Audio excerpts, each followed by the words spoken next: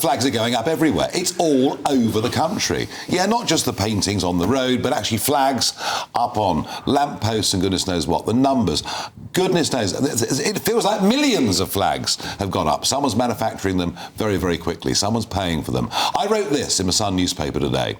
We've had enough of our country and its history being trashed. We've had enough of being called far right simply because we believe in tough border controls and our national identity. We've had enough of gutless leaders who put the will of foreign courts above our national interest. Patriotism is back. It's here to stay. Raise the flags. Well, that's what I think and I believe. And I'm joined down the line by Joseph Moulton, organiser of Flag Force UK.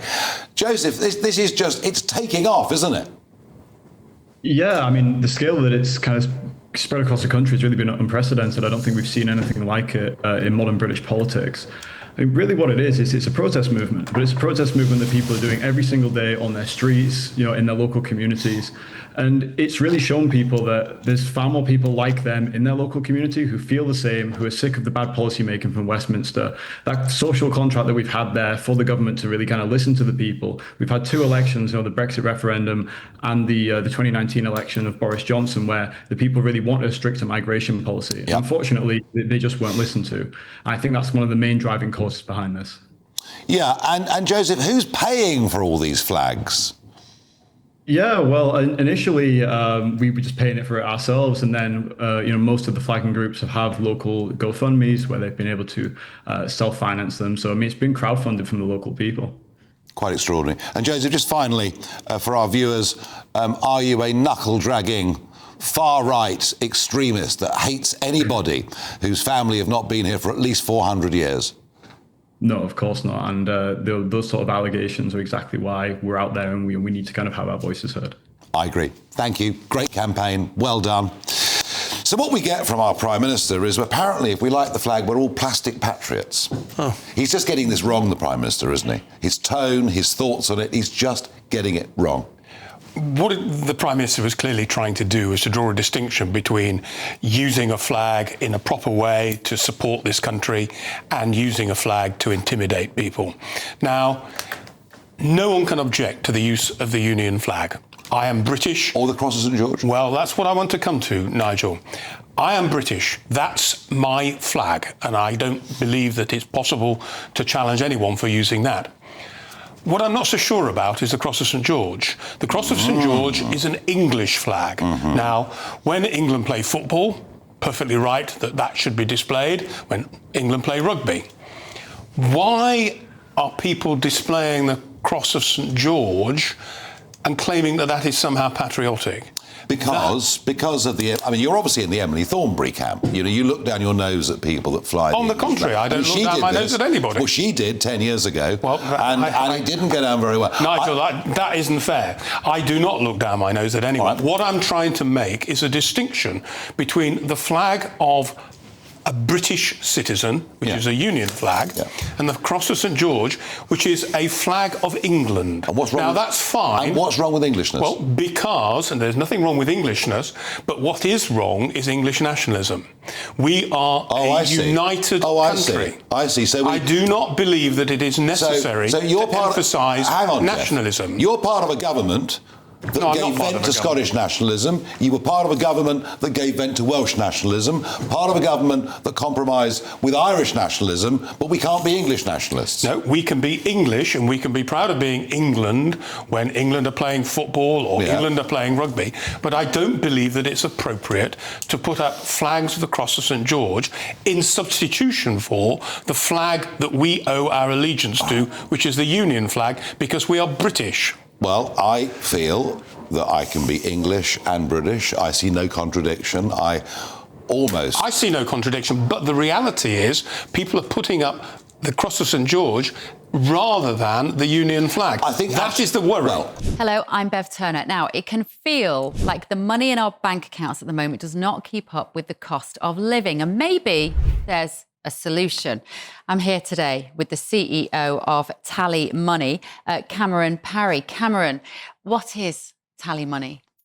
Well, Bev, with TallyMoney, you get a current account and a debit card, but instead of pounds, you use milligrams of gold as your everyday money. So why gold? Gold traditionally is a great store of value. It has, on average, gone up at over 11% per annum for the last 25 years against the pound. It's tripled in value in the last decade. And in the last 2 years alone, it's increased by 50% against the pound. Banks' savings products just can't compete with that level of growth.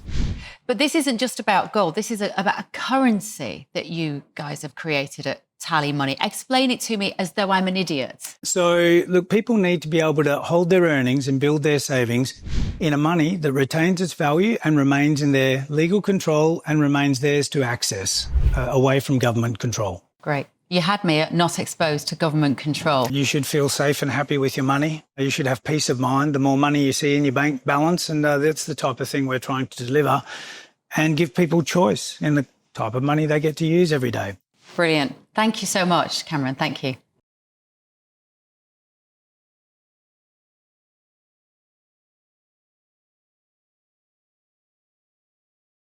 I think both are going up, to be fair, but I understand one. It started off with the Cross of St George more. I do have a Cross of St George waistcoat, which I do wear to sporting occasions. I've got cufflinks. Yeah, I think I've worn them on your show. Yeah. I've got Cross of St George cufflinks. It's very interesting, isn't it? It seems to me that we tolerate nationalism in all the far parts of the United Kingdom. I think English nationalism is dreadful. Totally right, Nigel. I'm afraid I disagree with Geoff here. I think there's absolutely nothing wrong with the Cross of St George. There's nothing wrong with the Union flag. I think, I'm actually delighted to see it around and more than it has been in recent years.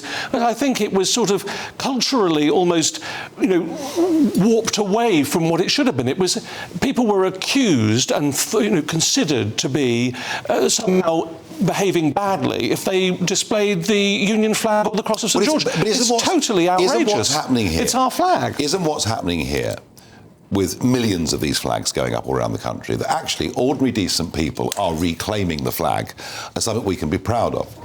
Well, absolutely, as long as it is the Union flag. Is your worry, Geoff, that Englishness doesn't somehow have the same level of inclusion as Britishness? Is it that?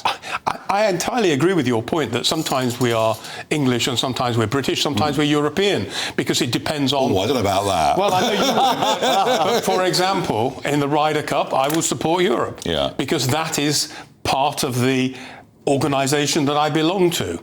I belong to Britain. I accept I'm English.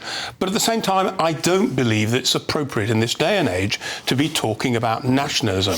I'm not a supporter of Scottish nationalism. I'm not a supporter of Welsh nationalism. I believe very strongly in the United Kingdom, and that's something I think we should be emphasising. But don't you agree that actually devolution with Tony Blair fuelled Scottish nationalism?